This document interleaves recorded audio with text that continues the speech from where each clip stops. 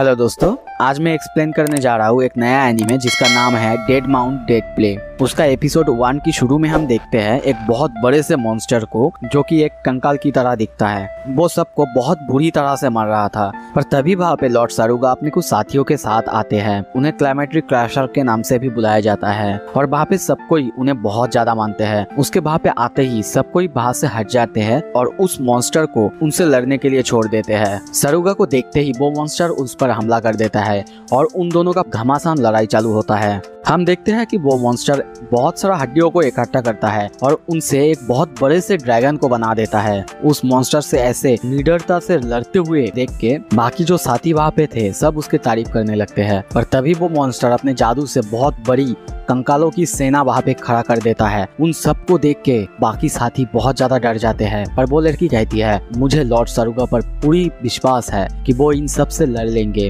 वो भी बिना डरे। तभी लॉर्ड सारुगा को दिखाया जाता है, उसकी आंखें चमकता है और हमें पास्ट की सीन दिखाया जाता है जब वो बच्चा था। उसके सामने बहुत सारे लोगों को मार दिया गया था लड़ाई में, सिर्फ वो बच गया था। वहाँ के राजा ने उसे पनाह दिया था और तब से उसे सारे मरे हुए लोगों की आत्माएं दिखाई देती है। प्रेजेंट में वो ड्रैगन को मार के कहता है मैं देख सकता हूँ तुमने कितने लोगों की बलि दी है। ये सुन के वो मॉन्स्टर कहता है अच्छा तो तुम्हारे पास भी मेरी तरह इविल आई है। ये सुन के बाकी साथी कुछ समझ नहीं पाता, पर तभी वहाँ से एक आदमी कहता है इविल आई वो होता है जिससे तुम जिसको भी मारते हो या फिर तुम किसी के भी आत्मा या फिर घोस्ट को देख सकते हो। लॉर्ड सारुगा भी ऐसे ही है, पर उन्होंने फैसला किया कि वो हम जैसों की मदद करेंगे। दूसरी तरफ साकुरा को देखते हैं, वो उन सारे कंकाल पर एक के बाद एक अटैक करते ही जा रहा होता है। तभी वो उस मॉन्स्टर के ऊपर एक आग के गोले से हमला करता है और वो आग के गोला उसके ऊपर गुफा के दीवारों पे जाके लगता है, जिससे उस मॉन्स्टर और उन सारे कंकाल सेनाओं के ऊपर बहुत सारा पत्थर गिर जाता है।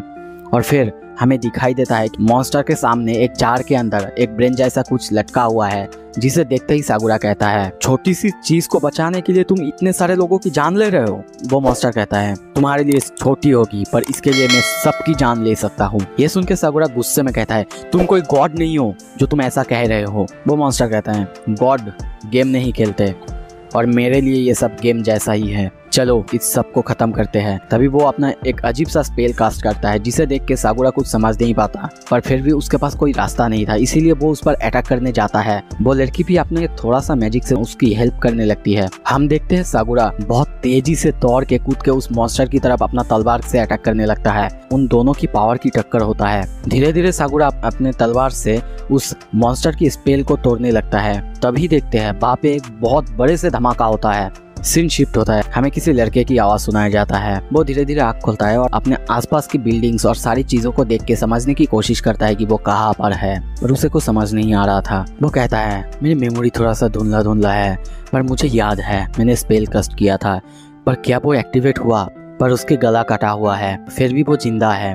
और वो कहने लगता है क्या मैं दूसरी बॉडी में? तभी वो धीरे धीरे बाहर जाता है और बाहर जाते ही हम देखते हैं ये कोई अलग ही दुनिया है। वो जब बाहर आता है उसे ड्रोन कैमरा से एक आदमी देख के कहता है क्या ये अब तक जिंदा है? फिर वो किसी को कॉल करके कहता है वो अब तक जिंदा है, सबको कह दो। फिर सोचने लगता है गले में चोट लगने के बाद भी ये जिंदा कैसे है? क्या ये ऐसे ही चल रहा है? इसे कुछ महसूस नहीं हो रहा है? दूसरी तरफ हमको वो लड़का दिखाया जाता है, वो चल रहा है और आसपास की सारी बिल्डिंग को देख रहा है, सारी लिखावट को देख रहा है, पर उसे कुछ भी समझ नहीं आ रहा है। उसके पीछे 2 पुलिस वाले आते हैं, वो उन पुलिस वाले की लैंग्वेज भी समझ नहीं पा रहा है। तभी उसे धीरे धीरे उनका लैंग्वेज समझ में आ रहा है। वो मन में सोचता है अच्छा तो ये इस बॉडी की वजह से है, इसकी दिमाग में ये लैंग्वेज फीड है, इसलिए मैं इन्हें समझ रहा हूँ। वो पुलिस वाले इसका नाम पूछते हैं। वो बताता है मेरा नाम है पोल्का शिनोयामा। तभी वहाँ पे एक लड़की उस पुलिस वाले के ऊपर जंप करता है और पोल्का को खींच के वहाँ से भाग जाती है। कुछ समझने से पहले ही वो लड़की उसे एक सुनसान जगह पे लेके आती है और उससे बहुत अच्छे से बातें करने लगती है और उसे अपना नाम मिसाकी कहती है और कहती है तुम मुझे पहचान पाए? पर पोल्का उसे पहचान नहीं पा रहा था क्योंकि उसकी मेमोरी उसके पास नहीं था। तभी वो लड़की एक बहुत बड़े से रॉड को निकालती है उसमें हम खून लगा हुआ देखते हैं। वो लड़की बहुत ही क्रीपी स्माइल के साथ कहती है, तुम्हें याद नहीं, मैंने ही पहली बार तुम्हें मारा था, तुम्हें फिर से जिंदा नहीं होना चाहिए था। वो रॉड और उस लड़की को देख के अब पोल्का को धीरे धीरे उसकी चेहरा याद आने लगता है, जो मेमोरी इस बॉडी की थी। वो लड़की कहती है, मैंने तुम्हें एक बार मारा है तो इस बार मारने में और मजा आएगा। ये सुन के पोल्का अपने जान बचाने के लिए भाग जाती है। दूसरी तरफ हमें वही आदमी दिखाया जाता है। वो उसे देख के सोच रहा था, सिर्फ 16 साल का लड़का और अभी उसके पीछे लोग पड़े हुए इसे मारने के लिए। पता नहीं मिसाकी के क्लाइंट्स क्या सोच रहे थे, हमारे लिए इसे तो मरना ही होगा। फिर पोल्का को हम एक जगह बैठा हुआ देखते हैं। वो हाफते हाफते और डरते डरते सोच रहा है, ये जगह आखिर कौन सा है? यहाँ की लोकजन तो पहले खुश लग रहे थे, पर अभी इतना अजीब मुझे क्यों लग रहा है? यहाँ की लैंग्वेज अलग है, मैं ये कहाँ आ गया? तभी उसके पीछे हम मिसाकी को देखते हैं। उसे देखते ही पोल्का फिर से भागने लगता है। मिसाकी भी उसके ऊपर तलवार फेंकती है, पर वो डॉज कर देता है। ये देख के मिसाकी बहुत ज्यादा इंप्रेस होती है और कहती है, आज तक मैंने किसी को मेरे बार से ऐसे बचते हुए नहीं देखा। पोल्का भी अपने आप को डिफेंड करने के लिए उस पर अटैक करने लगता है, पर वो सोचने लगता है, मैं इस तरह से ज्यादा देर नहीं टिक पाऊंगा। और ये सोचते ही वो बाहर से भागने लगता है, पर तभी पोल्का के पैरों पे उसकी एक तलवार आके लगता है, जिससे पोल्का वहीं पे गिर जाता है। पर पोल्का अब रुकने वाला नहीं था, इसीलिए वो अपने पैरों से तलवार निकाल के मिसाकी पर अटैक कर देता है। और ये देख के मिसाकी और ज्यादा इंप्रेस होती है और कहती है, आज तक मैंने बहुतों को मारा है, ऐसा किसी को करते हुए नहीं देखा। मैं इसे मारने के लिए ज्यादा टाइम नहीं ले सकता, नहीं तो शायद मैं इसी पे फिदा हो जाऊं। दूसरी तरफ पोल्का अब एक रूम में आता है। उस रूम में सारे मरे हुए लोगों को डिसॉल्व किया जाता था। मिसाकी भी वहाँ आता है और आके कहने लगती है, कितना अच्छा है ना, देखो यहाँ पे हम मरे हुए लोगों को डिसॉल्व कर सकते हैं, उनका कोई सबूत भी नहीं रहता। साइंस कितना आगे निकल गया है। लोग कहते हैं यहाँ पे घोस्ट रहते हैं, तुम भी यहाँ पे मरोगे, कितना अच्छा है। पोल्का कहता है, तुम लोगों को जिंदगी की कोई परवाह नहीं है ना? वो लड़की ये सुन के कहती है, क्या जिंदगी?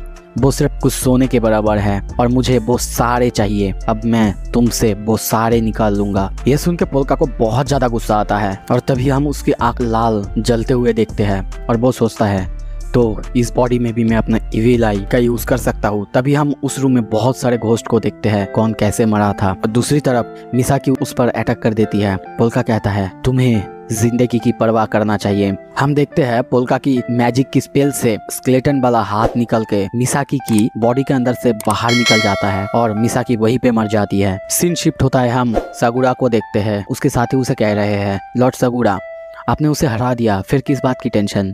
पर सगुरा कह रहा है, पता नहीं, कुछ सोच नहीं पा रहा हूँ।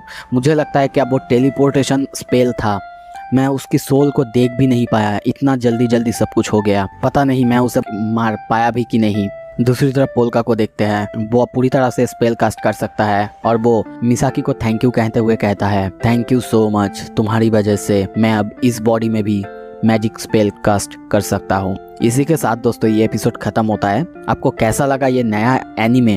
अगर अच्छा लगा तो एक लाइक जरूर कीजिए। Thank you so much video देखने के लिए।